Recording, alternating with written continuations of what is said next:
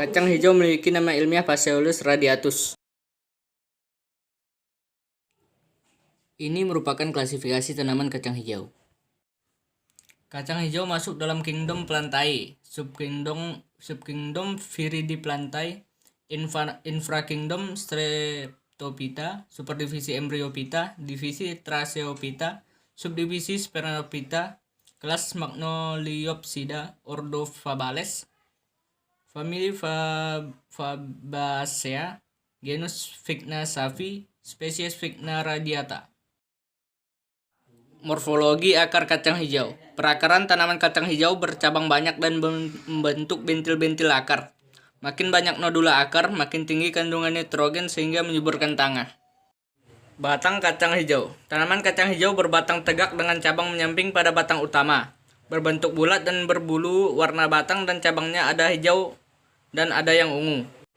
Batang tanaman kacang hijau berbentuk bulat dan berbuku-buku. Ukuran batangnya kecil, berbulu, berwarna hijau kecoklatan atau kemerahan. Setiap buku batang menghasilkan satu tangkai daun, kecuali pada daun pertama berupa sepasang daun yang berhadapan dan masing-masing daun berupa daun tunggal. Batang kacang hijau tumbuh tegak dengan ketinggian mencapai 30 sampai 110 cm dan cabangnya menyebar ke segala arah. Daun kacang hijau. Daunnya terdiri dari 3 helaian trifolia dan letaknya berseling-seling. Tangkai daunnya lebih panjang dari daunnya, dengan warna hijau muda sampai hijau tua. Bunga kacang hijau. Kacang hijau merupakan tanaman berumur pendek, biasanya berbunga antara 30 sampai 70 hari. Bunganya besar berdiameter 1 sampai 2 cm. Kehijau-hijauan sampai kuning cerah, steril sendiri. Terletak pada tandan ketiak yang tersusun atas 5 sampai 25 kuntum bunga panjang. Tandan bunga 2 sampai 20 cm. Bunga kacang hijau berbentuk seperti kupu-kupu dan berwarna kuning kehijauan atau kuning pucat. Bunganya termasuk jenis hermaprodit atau berkelamin sempurna. Proses penyerbukan terjadi pada malam hari sehingga pada pagi harinya bunga akan mekar dan pada sore harinya sudah layu. Polong kacang hijau. Polongnya menyebar dan menggantung berbentuk silinder. Panjangnya mencapai 15 cm. Seringkali lurus, berbulu atau tanpa bulu berwarna hitam atau coklat soga. Berisi sampai 20 butir biji yang bundar sampai lonjong. Polongnya menjadi tua sampai 60 hingga 120 hari setelah tanam. Perontokan bunga banyak terjadi dan mencapai angka 90%. Biji kacang hijau. Biji berwarna hijau atau kuning, seringkali coklat atau kehitam-hitaman. Memiliki kilap yang kusam atau berkilap. Hilumnya pipih dan putih. Nutrisi yang diperlukan kacang hijau adalah nitrogen, fosfor, dan kalium. Hasil dari tanaman kacang hijau berupa biji kacang hijau yang dapat digunakan sebagai bahan makanan. Assalamualaikum warahmatullahi wabarakatuh. Di sini saya akan menjelaskan klasifikasi tanaman kangkung dan morfologi tanaman kangkung. Baiklah, klasifikasi tanaman kangkung seperti ini.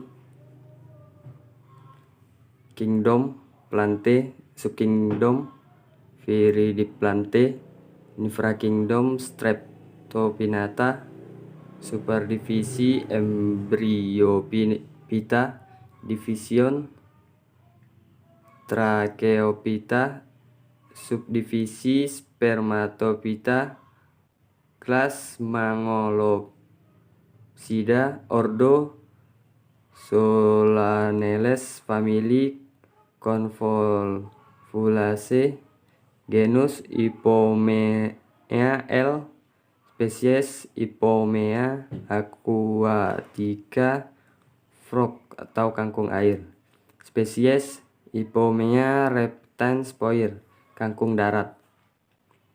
Baiklah, morfologi. Morfologi yang pertama, akar. Di sini akar tanaman kangkung memiliki sistem perakaran tunggang dengan cabang-cabangnya banyak menyebar ke berbagai arah. Kangkung sendiri merupakan salah satu tanaman yang waktu tumbuhnya tergolong lama. Akar kangkung sendiri dapat menembus kedalaman tanah hingga 60 sampai 100 cm. dan dapat pula melebar secara horizontal hingga mencapai jarak 150 cm, terutama untuk jenis kangkung air. Yang kedua, batang. Di sini batang.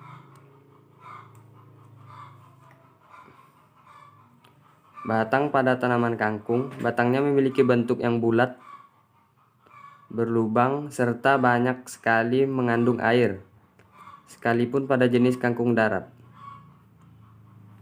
Yang ketiga, daun.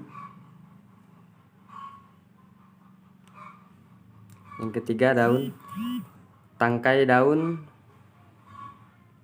daun pada tanaman kangkung terletak pada bagian buku-buku batangnya.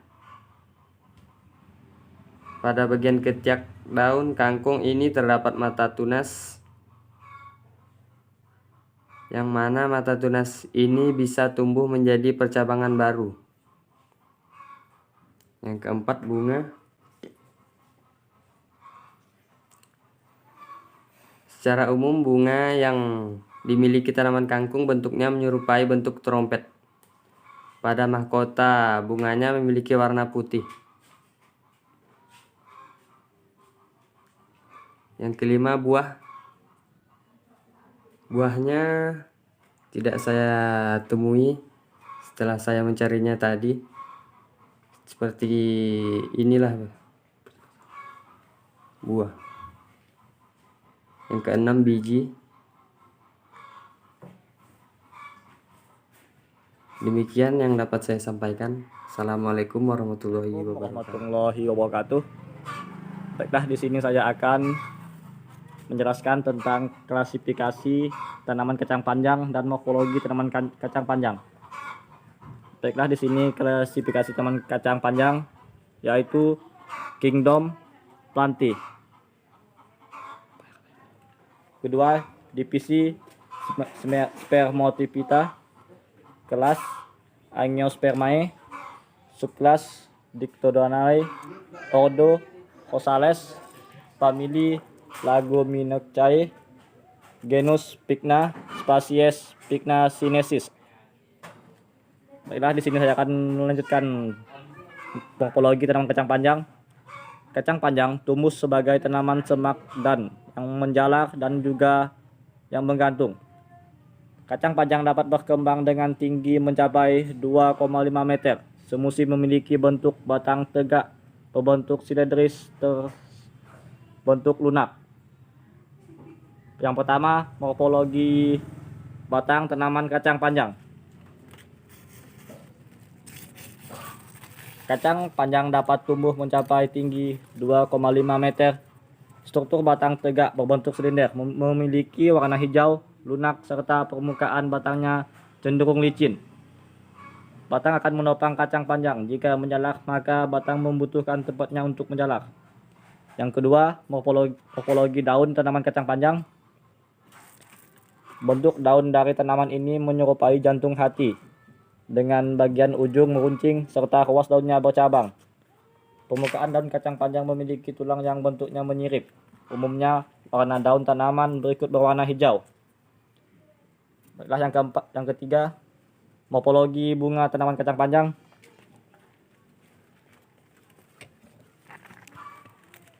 Kacang panjang tergolong sebagai tanaman yang memiliki jenis bunga yang sempurna.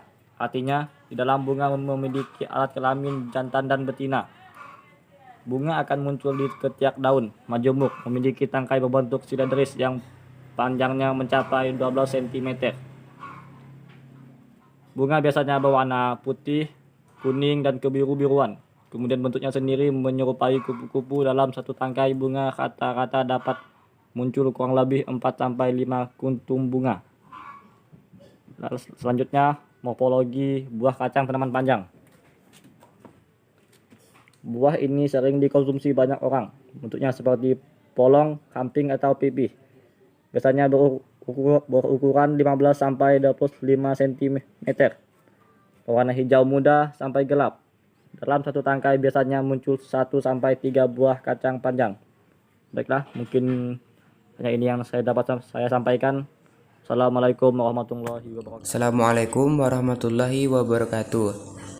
Teman-teman, saya di sini dalam video ini akan menjelaskan tentang tanaman sawi hijau. Di sini saya ada tanamannya. Sebelum saya menjelaskan tanaman ini, saya akan mulai menjelaskan dari biji. Di sini saya ada contoh dari biji tanaman sawi hijau atau bibitnya. Di sini dapat kita lihat bentuknya bulat, ukurannya sangat kecil, warnanya juga bervariasi. Ada yang hitam, ada yang agak kemerah-merahan, ada yang agak kuning-kuningan. Jika kita lihat secara lebih jelas di sini, teman-teman lihat bentuknya sangat kecil, ukurannya, warnanya juga bervariasi.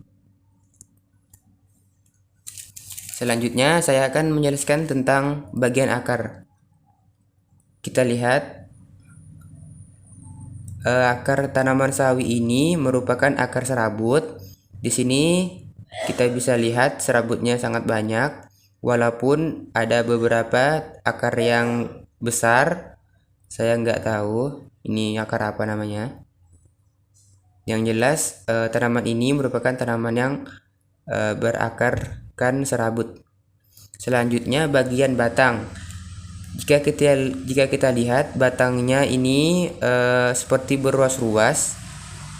Memang benar, tanaman sawi tanaman yang memiliki batang yang berruas-ruas, sebab dari batang ini juga lah nantinya akan muncul bakal daun atau ini teman-teman. Nah, ini dari batang lah daun ini yang akan muncul seiring dia berkembang atau tumbuh.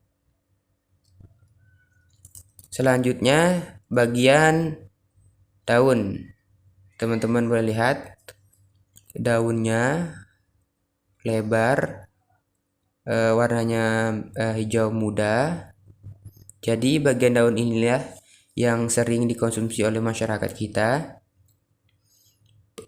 Tanaman sawi hijau juga ternyata mengandung zat besi dan vitamin A yang sangat bagus untuk tubuh kita. Jadi jangan nggak mau makan sayur biar gemuk, teman-teman. Mungkin hanya ini yang dapat saya sampaikan dari video kali ini. Semoga apa yang saya sampaikan dapat menambah sedikit wawasan kita. Kurang lebihnya saya mohon maaf. Saya akhiri dengan Assalamualaikum warahmatullahi wabarakatuh. Assalamualaikum warahmatullahi wabarakatuh. Saya akan menjelaskan tentang morfologi dan klasifikasi tanaman terong. Klasifikasi tanaman terong. Nama Latin Solanaceae melongena. Kingdom Plantae. Subkingdom Brachypionta. Subdivisi Sphaermothea. Divisi Magnolophothea. Kelas Magnolopsida. Subkelas Asteriadae. Ordo Solanaceae. Famili Solanaceae. Genus Solanaceum. Spesies Solanaceum melongena. Morfologi tanaman terong. 1. Akar. Pohon terong memiliki akar yang disebut dengan akar tunggang. Akar tunggang biasanya memiliki akar utama yang ditumbuhi oleh cabang-cabang akar.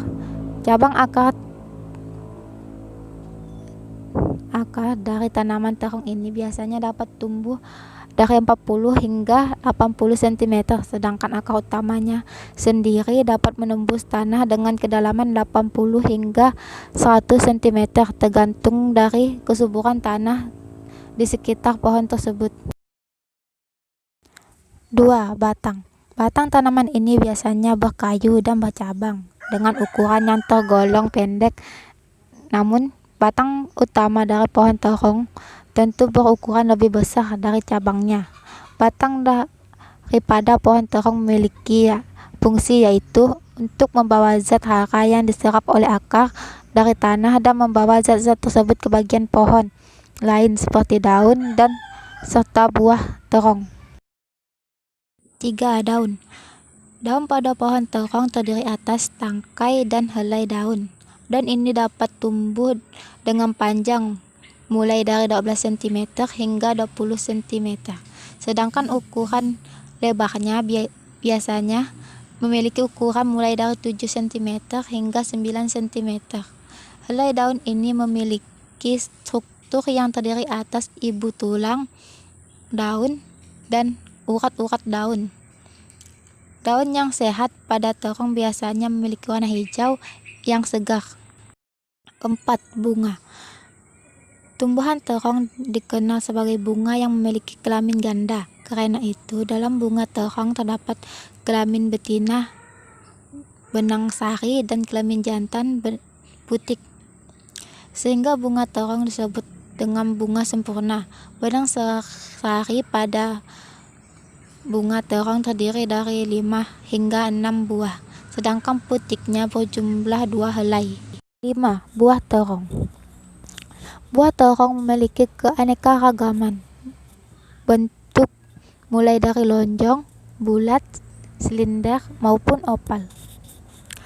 Terong ungu merupakan salah satu buah dari tanaman terong yang paling banyak ditemui. Buah terong ungu biasanya berdaging tebal dengan tekstur yang lunak, juga sedikit berair.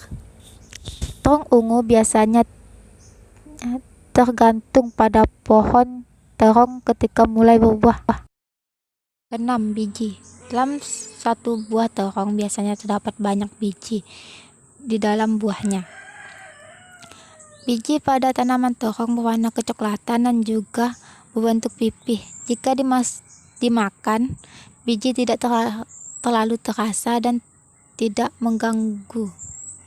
Biji pada tanaman terong biasanya berfungsi sebagai alat reproduksi. Baiklah, mungkin ini yang dapat saya sampaikan. Assalamualaikum warahmatullahi wabarakatuh.